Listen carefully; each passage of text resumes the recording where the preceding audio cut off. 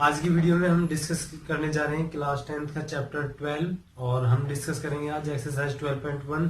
इससे पहले मैंने एक इंट्रोडक्शन पार्ट डाल दिया था वीडियो का, जिसमें हमने देखा था कि कौन कौन से फॉर्मूले यूज हो सकते हैं। तो 12.1 एक तरह से हम कह सकते हैं कि एक सिंपल और उसका बेसिक पार्ट है, जो हम आगे हम पढ़ेंगे कि एरियाज हम कैसे सर्कल के फाइंड आउट कर सकते हैं। तो उन्हीं में हम फर्स्ट क्वेश्चन देखते हैं। फर्स्ट क्वेश्चन क्या है? The radii of two circles are 19 centimetre and 9 centimetre. दो सर्कल है, उनकी रेडियस दे रखी है रेस्पेक्टिवली, यानी पहला जो सर्कल है उसकी रेडियस 19 है और जो सेकंड है वो है 9 centimetre. Find the radius of the circle, हमें रेडियस फाइंड आउट करनी है सर्कल की, which has circumference equal to the sum of circumference of two circles. यानी हमें यहाँ एक स्टेटमेंट दे दी कि हमें रेडियस की सर्कल की रेडियस निकालनी है।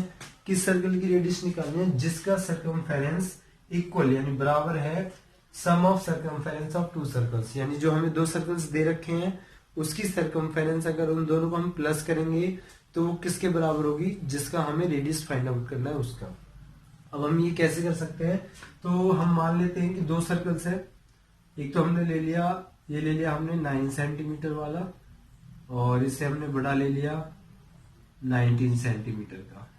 और एक थर्ड सर्कल है जिसकी हमें रेडियस फाइंड आउट करनी है कि उसकी रेडियस क्या होगी अगर इसका सर्कमफेरेंस इक्वल है इन दोनों के सर्कमफेरेंस के सम के बराबर। यानी अगर मान लो इसका सर्कमफेरेंस हमने C1 ले लिया और इसका हमने ले लिया C2 और इसका हमने ले लिया C, यानी इसका सर्कमफेरेंस, ये हमने C से डिनोट करा सर्कमफेरेंस को, तो C1 प्लस C2 इक्वल क्या है? C के।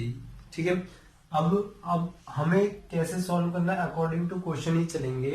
अब अगर मान लो कि इसका सर्कमफेरेंस है C1 और इसकी हमें रेडियस भी दे रखी है, तो हम इसका अगर देखें, इस वाले पार्ट को हम सॉल्व कर रहे हैं, तो ये हो गया, यहां पर रेडियस हो गया कितना? 9 सेंटीमीटर। और तो इसका हमारा सर्कमफेरेंस की बात हो रही है, तो हम यहाँ सर्कमफेरेंस ही फॉर्मूला यूज करेंगे। सर्कमफेरेंस यानी हमने इसको ले लिया C1 से, और सर्कमफेरेंस होता है 2 पाई r। ठीक।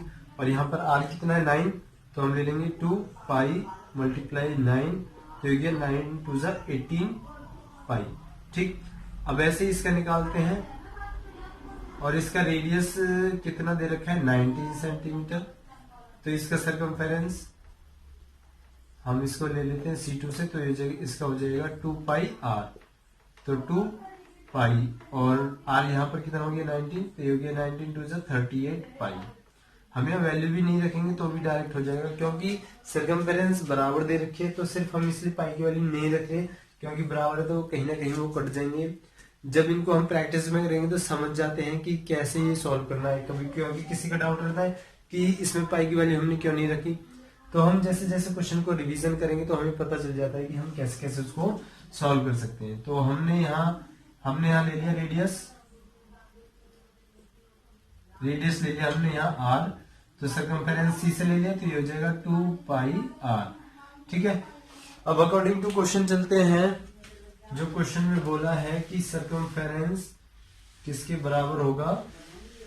किसी बड़े सर्कल के बराबर। तो यहां हम ले लेते हैं कि C1 plus C2 equal to C। तो C1 हमारा जब सॉल्व करा तो ये आ गया 18 पाई, और प्लस इसका आ गया 38 पाई, इक्वल्स टू ये हो जाएगा 2 पाई r।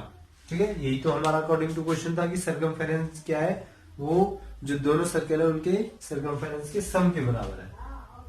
अब हम यहाँ देखिए पाई की वैल्यू है दोनों तरफ, यानी सेम हम अल्फाबेट मान सकते हैं या सेम सिंबल यूज हो रहा है तो हम इनको प्लस कर सकते हैं। 8 प्लस 8 हो जाएगा 16 का 6, 1 carry, 3 plus 1 1 plus 4, 3 plus 1 4, 4 plus 1 5 आ जाएगा, और पाई का पाई आ गया, तो ये हो गया इक्वल टू 2 पाई r। ये हमारा सॉल्व करने पर आ गया। अब पाई की वैल्यू यहाँ है, पाई से पाई कट गया, क्योंकि दोनों तरफ पाई की वैल्यू है तो सेम वैल्यू होती है, वो क्या हो जाती है? कट जाती है। अब यहाँ पर देखो, यहाँ पर हुआ 56 इक्वल टू ये हो गया 2r। 2 यहाँ मल्टीप्लाई में है, इधर जाएगा तो ये हो जाएगा डिवाइड में, यानी 56 अपॉन 2 इक्वल टू r। और 2 से 56 को डिवाइड करेंगे तो कितना हो जाएगा? 2 2 4 और 2 8 16। और यहाँ जो रेडियस थी वो किसमें थी, सेंटीमीटर में, तो ये हो गया सेंटीमीटर। यानी जो बड़ा सर्कल जो हमने लिया था उसकी रेडियस कितनी होगी, 28 सेंटीमीटर। तो इसमें रेडियस ही फाइंड आउट करना था। सर्कमफेरेंस फॉर्मूला हमें दे रखा था, तो अकॉर्डिंग टू हमने क्वेश्चन सॉल्व करा, उसी के अकॉर्डिंग हमने सर्कमफेरेंस का फॉर्मूला रखा और वहां से हमने सॉल्व कर दिया। तो अगर स्टार्टिंग में क्या है कि हमें प्रैक्टिस नहीं होता, जैसे हम पहली बार इंट्रोड्यूस हो रहा है कि ये कैसे हो सकता है, तो स्टार्टिंग में हम देखते हैं कैसे कैसे करते हैं, फिर हम धीरे धीरे प्रैक्टिस कर लेते हैं, तो वहां हमें पता चल जाता है कि किस क्वेश्चन को हम कैसे क्रैक कर सकते हैं। ठीक है, सेकंड क्वेश्चन भी सेम इसी की तरह है। हमने फर्स्ट में डिस्कस करा है सर्कमफेरेंस, तो यहाँ पर हम देखेंगे एरिया से रिलेटेड। तो क्वेश्चन है radius of two circles are 8 centimetre and 6 centimetre, same उसी की तरह ही है। उसमें भी हमें पहले दो रेडियस दे रखी थी। Find the radius of the circle, same यही पार्ट है, उसमें भी हमें रेडियस निकालना था, यहाँ भी हमें क्या है, रेडियस निकालना है। Having area equal to the sum of areas of two circle. इस लाइन में थोड़ा सा डिफरेंस है, यहाँ पर हमें क्या दे रखा है कि रेडियस एरिया जो एक सर्कल का इक्वल है वो क्या है, sum of area of two circles, बाकी दोनों सर्कल के एरिया से रिलेटेड। तो वहां हमने क्या देखा था कि वहां हमने सर्कमफेरेंस डिस्कस करा था, तो यहाँ हम करेंगे एरिया। सेम वही पार्ट है। मान लो हमने यहाँ एक सर्कल ले लिया और इसका रेडियस हो गया 8 सेंटीमीटर और हमें दूसरा दे रखा है, इसका हो गया 6 सेंटीमीटर और हमें एक बड़ा सर्कल बनाना है। बड़ा मतलब हमने एक तीसरा सर्कल लेना, उसको हमने ले लिया रेडियस r से इक्वल।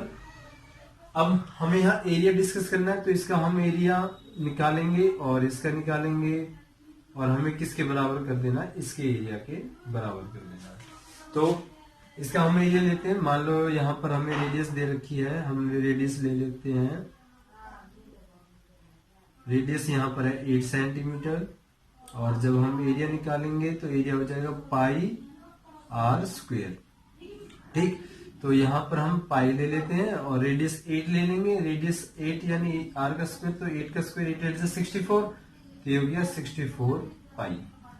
ठीक, अब हम इसका निकालते हैं। यहाँ पर रेडियस कितना है, यहाँ पर रेडियस है 6 सेंटीमीटर और एरिया हो जाएगा पाई r स्क्वायर यानी पाई मल्टीप्लाई 6 का स्क्वायर और 6 का स्क्वायर हो गया 36, तो ये हो गया 36 पाई। और इसका हम एरिया देखते हैं, तो इसका हो जाएगा रेडियस हम r ले लेते हैं, रेडियस इक्वल टू r, तो इसका एरिया कितना हो जाएगा, एरिया हो जाएगा पाई r स्क्वायर। तो अकॉर्डिंग टू क्वेश्चन क्या है कि जो एरिया है वो इक्वल है बाकी दोनों के एरिया, यानी इसका हम जो हमने अलग से सर्कल लिया उसका एरिया इक्वल रखेंगे इन दोनों के एरिया के सम के बराबर।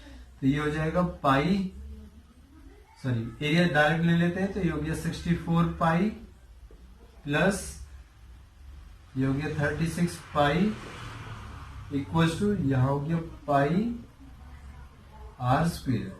तो दोनों सेम, पाई सिंबल यूज हो रहा है, प्लस करते हैं 6 + 4 10, 10 का 0 1 कैरी, 6 + 1 7, 7 + 3 10, यानी 100 pi equal to pi r square. तो पाई दोनों तरफ से में कट गया, तो यहाँ क्या हो गया 100 इक्वल टू r स्क्वायर।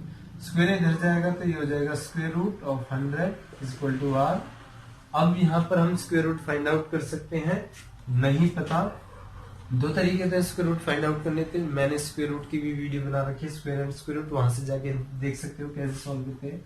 बाकी सिंपल नंबर है, 100 का निकालना, तो 100 का होता है 10 और यहाँ यूनिट है सेंटीमीटर, तो ये हो गया रेडियस। तो यानी रेडियस हमारा कितना आ गया 10 सेंटीमीटर। ठीक है, तो यहाँ पर कुछ बच्चों को डाउट हो सकता है कि स्क्वायर रूट कैसे निकालते हैं, या किसी को नहीं पता, तो स्क्वायर एंड स्क्वायर रूट की एक अलग से वीडियो बना रखी है, वहां से जा सके देख सकते हो कौन सा मेथड सिंपल पड़ सकता है। वैसे डिवीजन आपको टाइम कंज्यूमिंग है, यानी टाइम कंज्यूम नहीं लेगा आपका, जल्दी से इजीली हो सकते हैं। प्राइम फैक्टर भी है, सिंपल है, छोटे नंबरों का हम प्राइम फैक्टर से भी कर सकते हैं, लेकिन हम बड़ा डिजिट अगर हमें मिल जाता है तो वहां हम अगर देखें कि लॉन्ग डिवीजन यूज हो तो वो ज्यादा प्रीफर करना चाहिए। ठीक है, तो ये हमारा सेकंड